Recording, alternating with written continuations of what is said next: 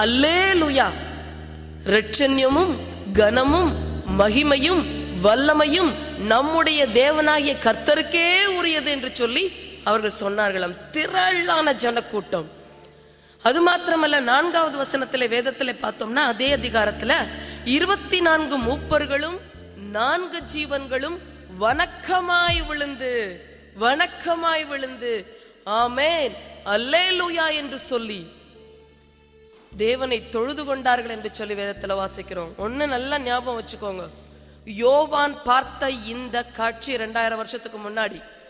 அந்த காட்சியில திரளான ஜனக்கூட்டம், 24 மூப்பர்கள். இவர்கள் பரிசுத்த இயேசு கிறிஸ்துவினுடைய இரத்தத்தினாலே மீட்கப்பட்ட சந்ததி. இந்த 4 ஜீவன்களை தவிர அங்கு காணப்பட்ட எல்லா ஜனக்கூட்டத்திலும் உங்களையும் என்னையும் பார்த்திருக்கிறார். ஹல்லேலூயா, ஹல்லேலூயா. சந்தோஷமா சொல்லுங்க ஆமென். அந்த நாட்களிலே நீங்களும் நானும் உட்கார்ந்து தேவனை மகிமைப்படுத்துகிற ஒரு காட்சியை யோவானாலே பரலோகத்திலே காணப்பட்டிருக்கிறது. அங்க 24 மூப்பர்களும் 4 ஜீவன்களும் திரளான ஜனக்கூட்டமும் தேவனை மகிமைப்படுத்தி இருக்கிறது. அதனால வேதம் சொல்லுது 5வது வசனத்துல, தேவனுடைய ஊழியக்காரரே, கர்த்தருக்கு பயப்படுகிற சிறியோரும் பெரியோருமானவர்களே, நீங்கள் எல்லாரும் நம் எல்லாரும் தேவனை தொழுது கொள்ளுவோம். ஹல்லேலூயா. ஒரு 2 செகண்ட் அப்படியே எந்திரிச்சு உட்காரலாமா? எந்திரிக்கலாமா? பரலோகத்துல இந்த நேரத்துல தேவன் நம்ம மத்தியில இருக்கிறார் என்று சொல்லி விசுவாசியுங்கள். பரலோகத்தினுடைய சிங்காசனத்துல வீற்றிருக்கிற இயேசு கிறிஸ்து நம் மத்தியில அசைவாடி கொண்டிருக்கிறார் என்று சொல்லி உங்களுடைய ஆவிக்குரிய கண்ணோட்டத்திலே பார்க்க பழகி கொள்ளுங்கள். தேவன் நம் மத்தியில இருக்கும் பொழுது பரலோகத்திலே எப்படி நம் தேவனுடைய வருகைக்கு பிறகு இருப்போமோ அதே வார்த்தையை இப்பொழுது எல்லாரும் ஒருமித்து சொல்ல போகிறோம். ஒருமித்து கர்த்தாவே, நாங்கள் பரலோகத்திலே இருக்கிற அந்த ஜனக்கூட்டத்தை நாங்கள் கண்களினாலே பார்க்கிறோம். அது நான் இருக்கிறேன் ஐயா, நான் இருக்கிறேன். இங்க எல்லாரும் அந்த இடத்துல நம்ம நிக்கிறோம். தேவனுடைய ஆவியான நம்ம மத்தியில அசைவாடி கொண்டு இருக்கிறார். நம்ம மத்தியில இருக்கிற அந்த தேவனுக்கு கனத்தையும் மகிமையும் செலுத்த வேண்டும். எல்லாம் சொல்லுவோமா? அல்லேலூயா சொல்லுங்க. ஆமென். இரட்சண்யமும் சொல்லுங்க, கனமும் மகிமையும் வல்லமையும் மகத்துவமும் சர்வ அதிகாரமும் நம்முடைய தேவனாகிய கர்த்தருக்கே உரியது. ஆமென். ஹல்லேலூயா, ஹல்லேலூயா, ஹல்லேலூயா. இப்படி எப்படி தெரியுமா சந்தோஷமா ஆண்டவரை களி கூர்ந்து அவரை துதித்தார்கள் என்று சொல்லி வேதத்துல வாசிக்கிறோம். ஆமென்.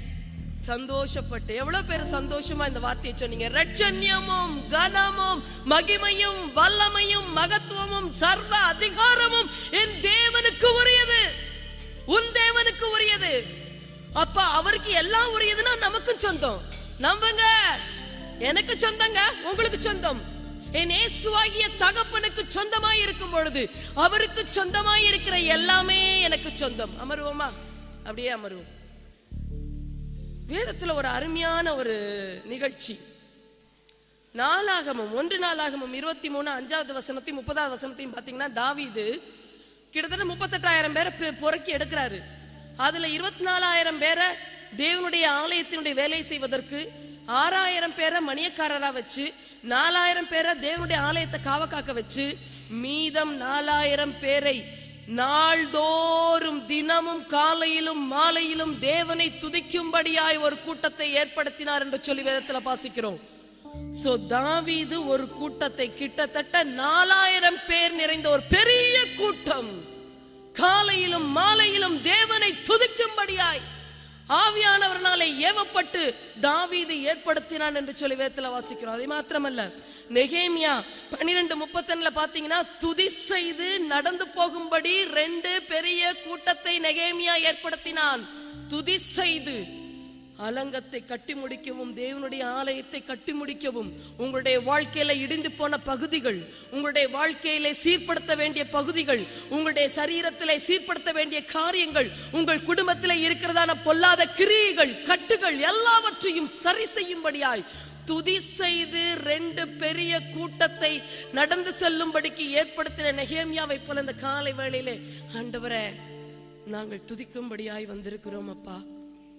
எங்களுடைய இருதயத்தை களிக்கூற பண்ணும். சங்கீதம் 28:7 வேதம் சொல்லுகிறது, என் இருதயம் களி கூர்ந்தது. எல்லாருடைய இருதயம் களி கூறுதா? ஆமா, களி கூர்ந்ததுனாலதான் காலை வேளையில ஓடி வந்திருக்கிறோம். என் இருதயம் களி கூர்ந்தது, என் பாட்டினாலே நான் தேவனை துதிப்பேன் துதிப்பேன். இப்படி ஒரு கூட்டத்தை ஆண்டவர் ஆர்கனைஸ் பண்ணியிருக்கிறார் சொன்னா அது ஆவியானவருடைய கிரியை. இப்படி ஒரு காலை வேளையிலே தேவனை துதிக்கும்படியாய் ஒரு கூட்டம் வந்திருக்கிறது என்று சொன்னால் தேவன் இதை விரும்புகிற ஒரு காரியம். இந்த ஜனத்தை எனக்கென்று ஏற்படுத்தினேன், இவர்களின் துதியை சொல்லி வருவார்கள், இவர்களின் துதியை சொல்லி வருவார்கள். இதயம் களி கூறட்டும், சந்தோஷத்துடனே கர்த்தரை ஆராதிக்க இந்த காலை வேளையில இருதயத்தை பக்குவப்படுத்துவோம். எல்லாரும் அமர்ந்த வண்ணமாய் பாடல் புஸ்தகத்திலே கொடுக்கப்பட்ட முதலாவது பாடல் தெரியலன்னா கத்துக்கங்க. நல்ல பாடல், இனிமையான பாடல். உணர்ந்து பாடுவோம், களி கூர்ந்து பாடுவோம், சந்தோஷமாய் பாடுவோம். பிதாவே போற்றி, குமாரன் போற்றி,